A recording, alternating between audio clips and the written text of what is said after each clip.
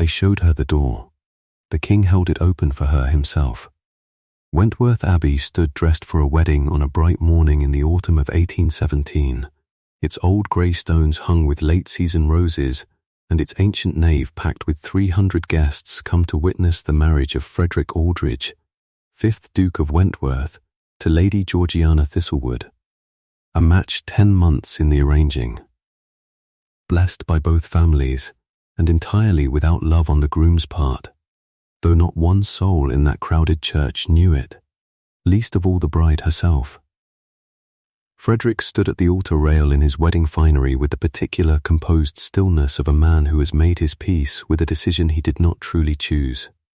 And he had very nearly finished making that peace when the great west doors of the abbey opened, unannounced, upon a woman he had not seen in 10 years.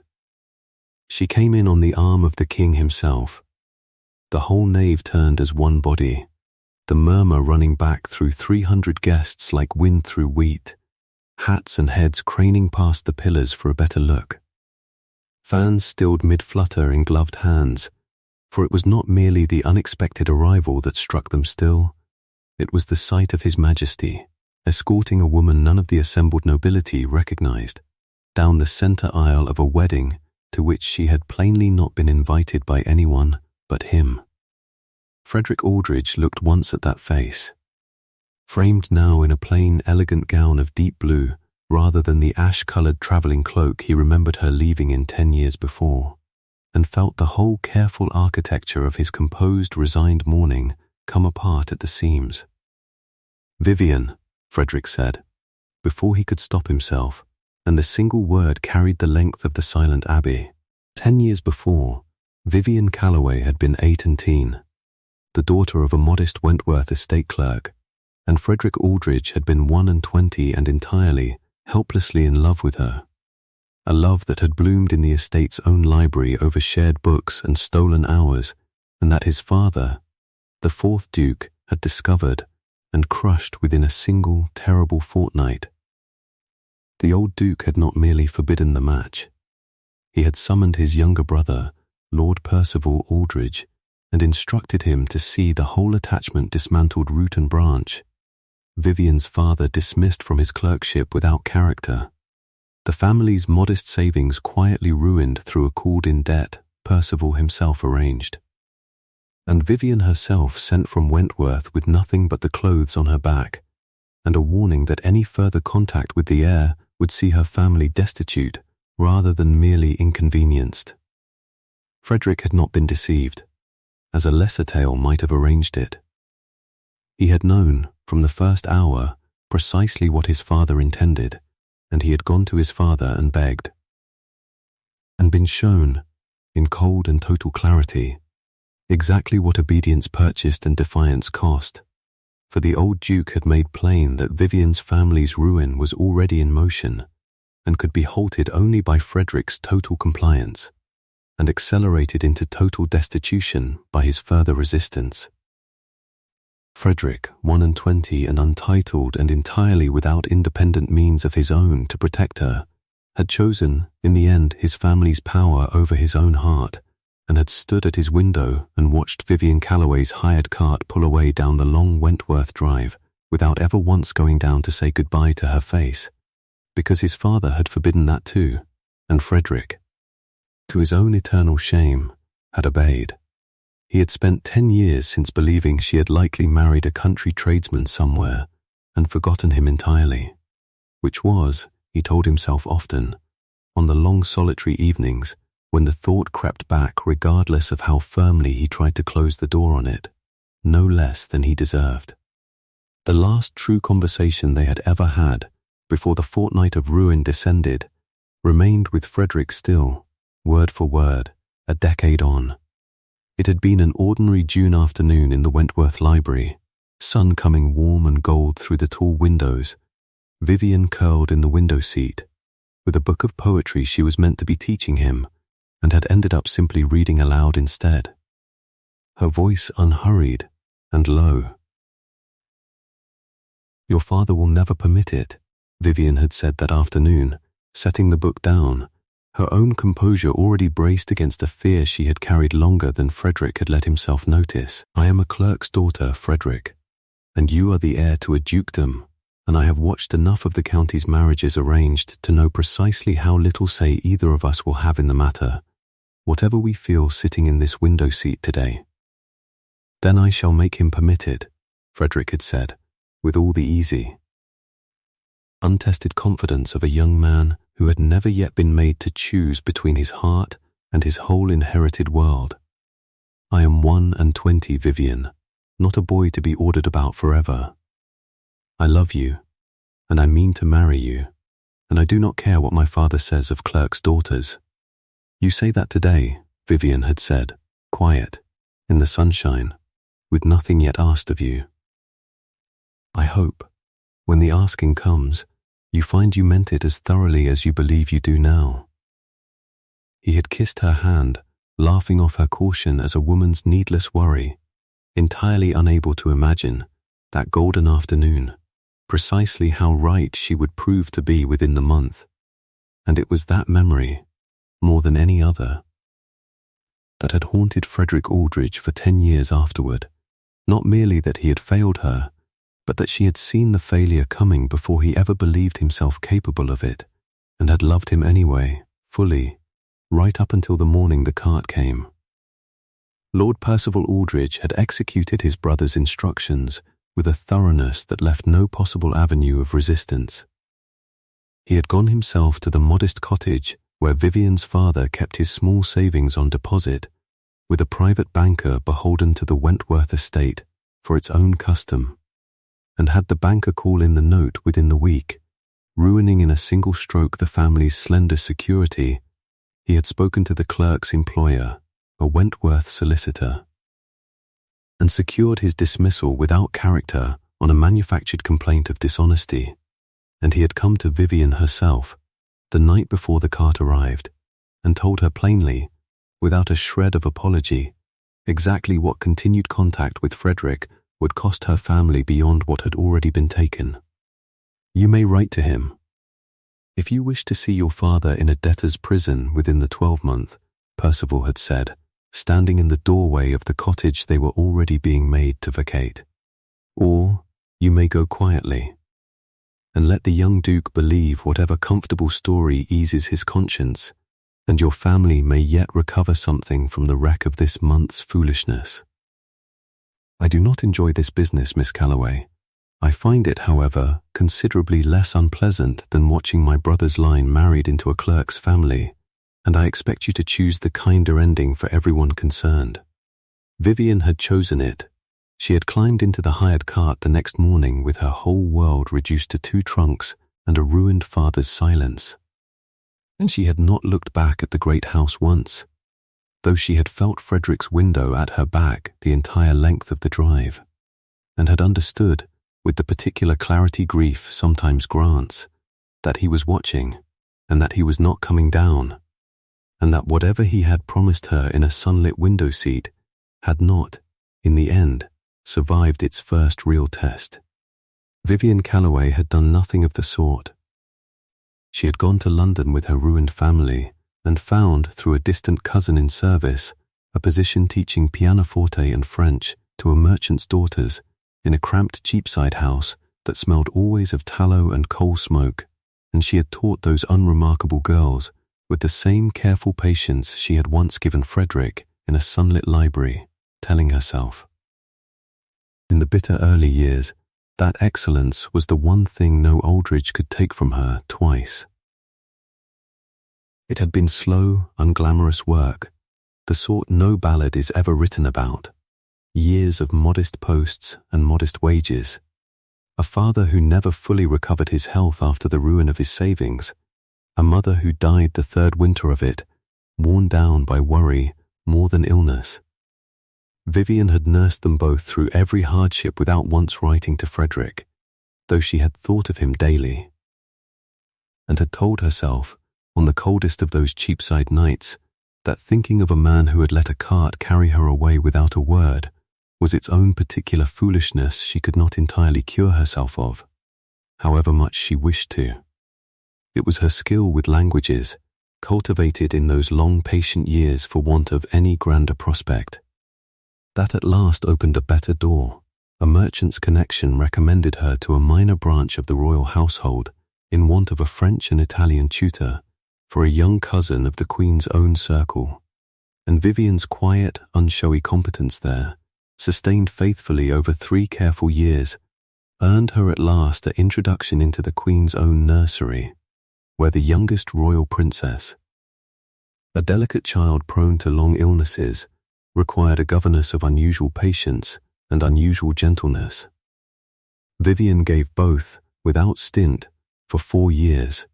and it was the winter before last, when the young princess fell gravely ill with a fever the physicians feared she would not survive, that Vivian sat 3 unbroken nights at the child's bedside,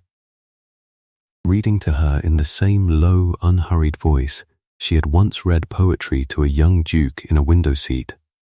coaxing broth past cracked lips, holding a small fevered hand through the worst of the crisis until the fever broke at last near dawn on the 4th day. The Queen, arriving at her daughter's bedside that same dawn to find the crisis past,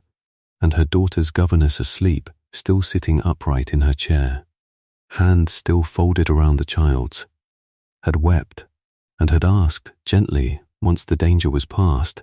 to hear the whole of Vivian's history, and upon learning what a great Wentworth family had once done to a clerk's loyal daughter,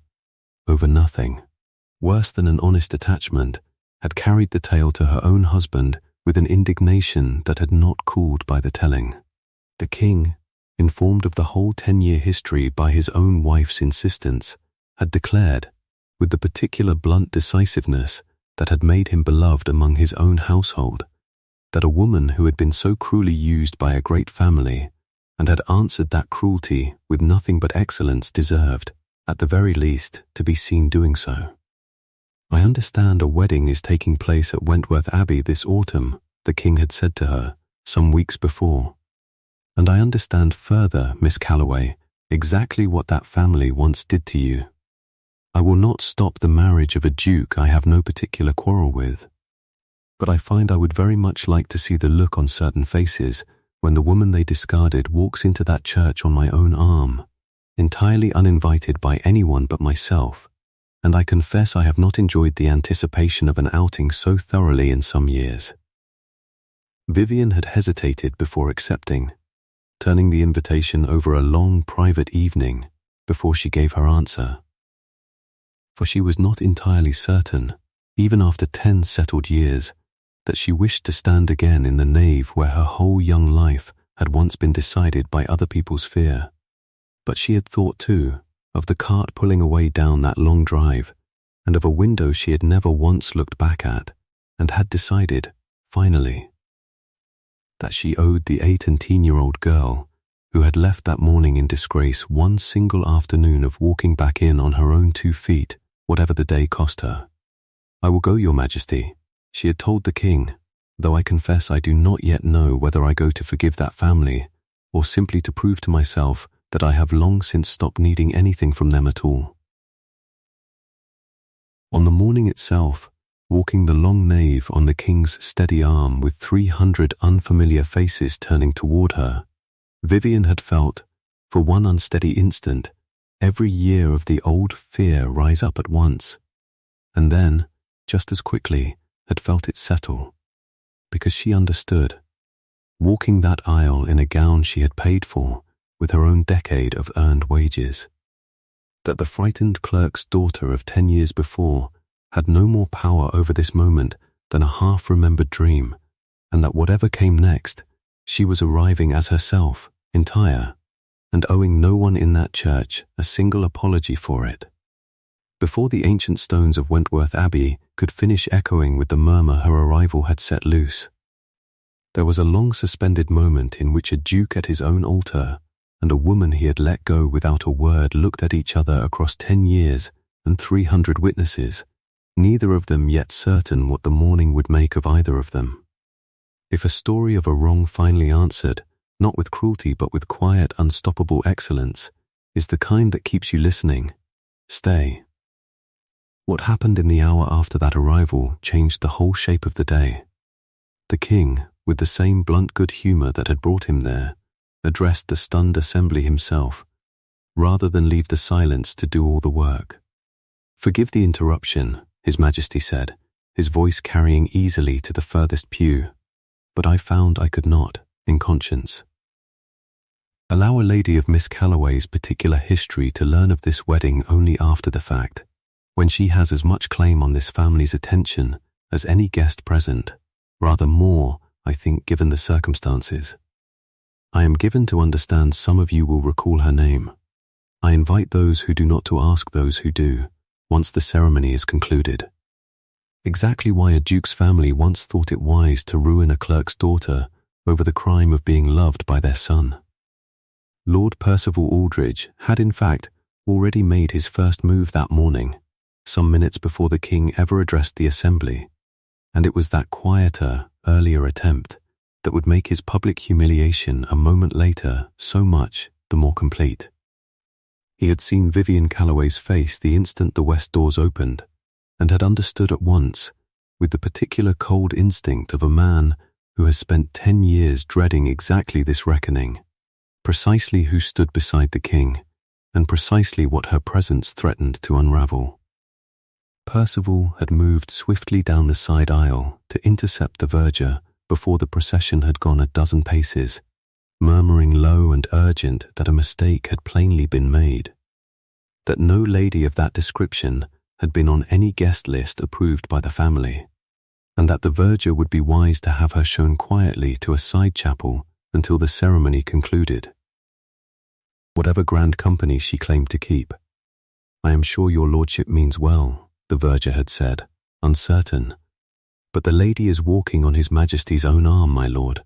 and I do not think it is my place, nor yours if I may say so, to redirect a guest of the king's own choosing. You will do as I instruct, or you will answer to this family for the consequences," Percival had hissed. Low enough that only the verger and, as it happened, a nearby footman who would later repeat the exchange with considerable relish, caught the words, and it was this attempted removal, failed and unwitnessed by the wider congregation in the moment itself, that the king's own household would learn of within the hour, and that would make Percival's subsequent public rebuke, when it came, land not as an isolated embarrassment, but as the second half of a single damning story. A man who had tried, twice in one decade and twice in one morning, to have Vivian Calloway quietly removed from a place she had every right to occupy, only to be thwarted both times by people with more courage than his own. It was in the wake of that failed, whispered instruction that Percival Aldridge, standing near the front pew in his role as the groom's nearest surviving male relation, broke fully under the king's public accounting a few minutes later, for Percival alone in that church understood immediately and completely what the king's carefully chosen words were about to cost him, and understood, worse, that the verger's account of his own attempted interference was even now spreading in murmurs toward the back pews, a second scandal arriving hard on the heels of the first. "Your Majesty," Percival said, rising, his composure fraying visibly at the edges, "with the greatest respect, this is scarcely the occasion for old history. My nephew's wedding proceeds today by long arrangement, and I must ask that this disruption be resolved elsewhere, whatever debt of courtesy your Majesty feels toward Miss Calloway." "You must ask nothing of the sort, Lord Percival," the king said, and something in his easy good humor cooled by several degrees at once. "For I am not aware that any man in England is entitled to instruct his sovereign on the proper occasion for justice. I am further given to understand, from Miss Calloway's own careful and entirely creditable account, that it was yourself, specifically, who arranged the ruin of her father's modest savings 10 years ago, on your late brother's instruction, in order to force a young woman from this family's notice. I find myself curious, Lord Percival, exactly how a man who orchestrates a clerk's financial ruin over a matter of the heart imagines he retains any standing whatsoever to lecture his king on propriety. The abbey had gone entirely, breathlessly silent, 300 guests watching Lord Percival Aldrich's careful composure collapse in real time, before the one authority in England he could not outrank or outmaneuver, and it was into that silence that Frederick Aldrich, still standing at his own altar rail in his wedding finery, made the choice that would define the whole of the rest of his life. He stepped down from the altar and crossed the aisle, past his own stunned bride, past his uncle's collapsing composure, to stand before Vivian Calloway for the first time in 10 years. "I let you go without a word," Frederick said, low. "Though the whole church could hear him regardless, I stood at my own window and watched your cart go down the drive and told myself I had no choice, because my father had made certain I believed it, and I have spent 10 years since telling myself the same comfortable lie, that obedience was the only mercy I could offer you, when the truth is I was afraid, and my fear cost you everything, and I let it." His voice was not steady. "I do not deserve the chance to say any of this to you. I am saying it anyway, because I find I would rather lose my own wedding today than lose the chance to tell you, plainly, exactly how sorry I am, and exactly how proud I have just discovered myself to be, watching you walk into this church on the arm of the King of England because you built, out of the ruin my family made of your life, something they could never have imagined and never could have crushed." "I did not come here for an apology, Frederick," Vivian said, and her voice, though quieter than his, carried its own considerable weight. "I came because His Majesty asked me to, and because I found when he asked that I was no longer afraid of this church, or this family, or the memory of a boy who let a cart carry me away without coming down to say goodbye. I built my life without you, Frederick Aldrich, one careful year at a time, a merchant's cramped schoolroom, a fevered princess's bedside, a decade of work no one at Wentworth ever troubled to imagine I was capable of, and I do not need your guilt to validate a single hour of that building. I would, however, like to know one thing before I leave this church and let you finish marrying the woman waiting at that altar." She reached then to the collar of her gown and drew out, on a fine chain that had lain hidden beneath it for 10 years, a small enamelled brooch shaped as a cluster of forget-me-nots, the very brooch Frederick had pressed into her hand the last week before his father's fortnight of ruin began, the only gift he had ever given her. "I have worn this every day for 10 years, under my collar, where no one could see it and ask me why. I would like to know whether you have spent those same 10 years forgetting me as thoroughly as your family once demanded, or whether some part of you has been waiting, the way I told myself I was not, for a morning exactly like this one." Frederick Aldrich looked at the small brooch, worn a decade against her skin, and something in his controlled, composed face broke open entirely in front of 300 witnesses and his own sovereign. "I have not spent one single day forgetting you," he said. "I agreed to marry Georgiana Thistlewood because I believed, after 10 years, that whatever I once felt for you belonged to a boy who no longer existed, and that a man who had let you go without a word had forfeited any right to feel it still. I told myself, the whole of this last engagement, that duty was simply what a duke owed his family, and that a heart once broken cleanly enough eventually stopped mattering to the ledger of a man's obligations. I find, watching you walk down this aisle on the king's own arm, that I was entirely wrong on every count, and that the boy who let you go and the man standing here now are the same coward wearing a better coat, and I do not wish to spend the rest of my life being him." It was Lady Georgiana Thistlewood, still standing alone and stricken at the altar in her own wedding gown, who spoke next.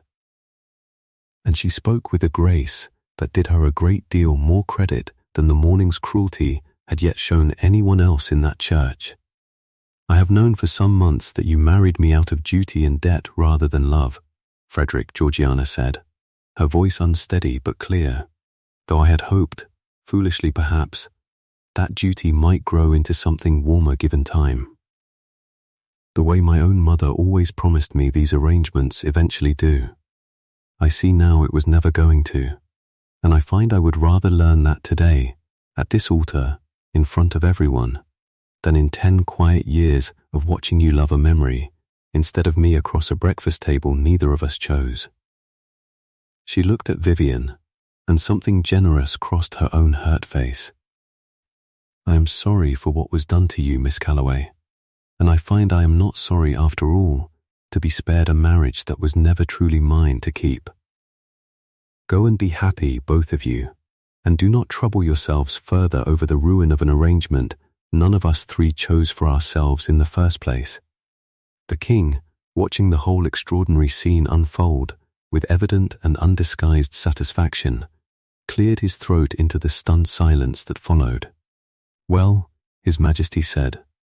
I confess I did not anticipate quite this thorough an outcome to my morning's outing,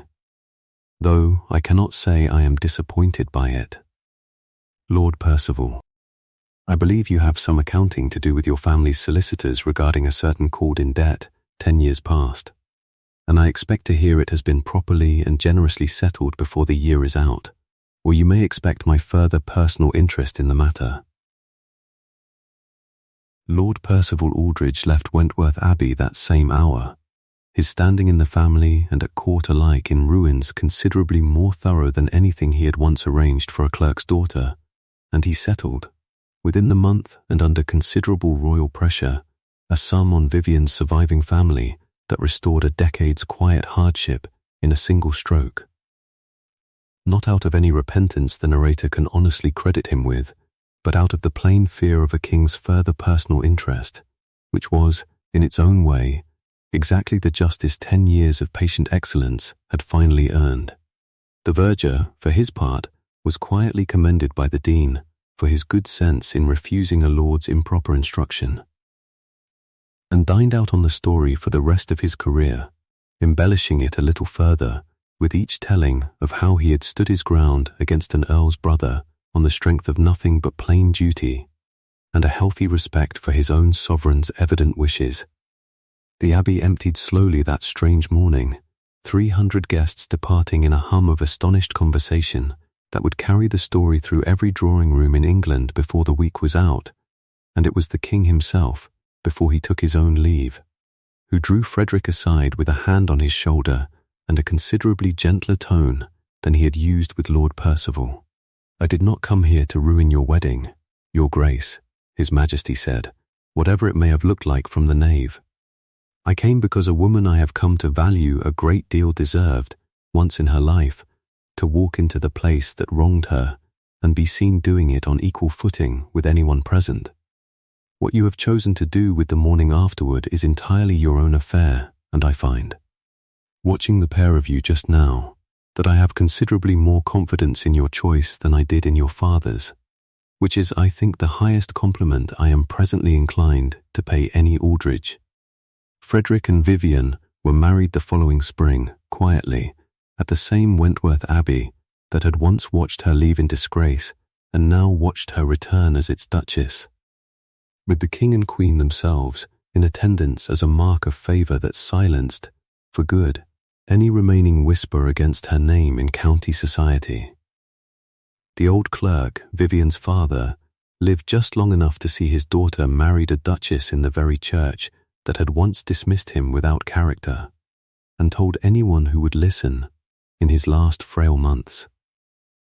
that he had always known his Vivian was worth 10 of the men who had once judged her family beneath their notice.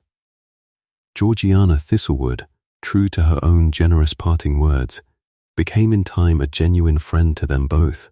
and married the following year a quiet baronet who loved her a great deal more plainly than duty ever could have taught Frederick to. She stood godmother, in time, to the first Wentworth daughter, and the three of them together made, out of what might have been a lasting bitterness, a friendship the county found rather more remarkable than the scandal that had produced it. Lord Percival Aldridge, stripped of his standing at court and in the family alike, retired to a small property in the north that the new duke was careful to ensure remained modest rather than comfortable. and lived out his years there largely forgotten, which Frederick judged, on reflection, a harder justice than any single dramatic punishment could have delivered. For a man who had built his whole sense of consequence on his brother's power found, in the end, that power quietly withdrawn was a slower and more thorough ruin than anything he had once arranged for a clerk's daughter. Vivian kept her post with the young princess 2 years more, until the child no longer needed a governess's daily care, and left it at last with the Queen's own tearful blessing and a standing invitation to court that she used, in the years after, sparingly and always on her own terms, having learned long before that the highest favour in England was worth a great deal less to her than the plain daily peace of a household finally, entirely her own. The young princess herself, grown into a thoughtful girl who never forgot the governess who had sat 3 nights at her bedside, wrote to Vivian faithfully for years afterward, long letters full of small news that Vivian answered just as faithfully in return, a friendship neither royal protocol nor a decade's distance ever quite managed to dim. She brought to Wentworth, when she came to it as its mistress, the same patient, unshowy excellence she had once given Cheapside merchants' daughters and a fevered princess alike, and the tenants and servants of the estate, who had heard every version of the old scandal over the years, came to agree within a single season that whatever the 4th Duke had once thrown away,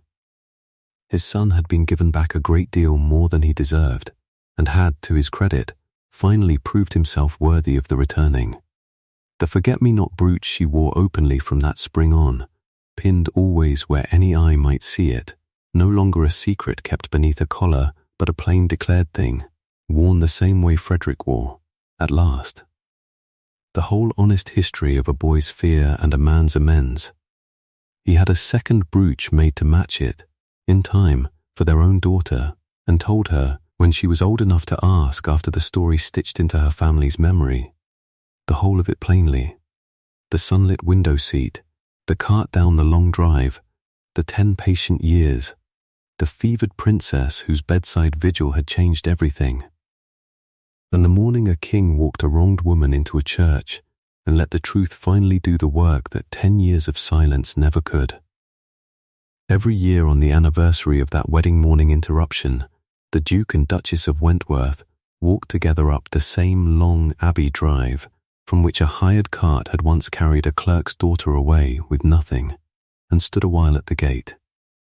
and remembered, without flinching from any part of it, exactly how far the road back had been, and exactly how gladly, in the end, they had both walked it.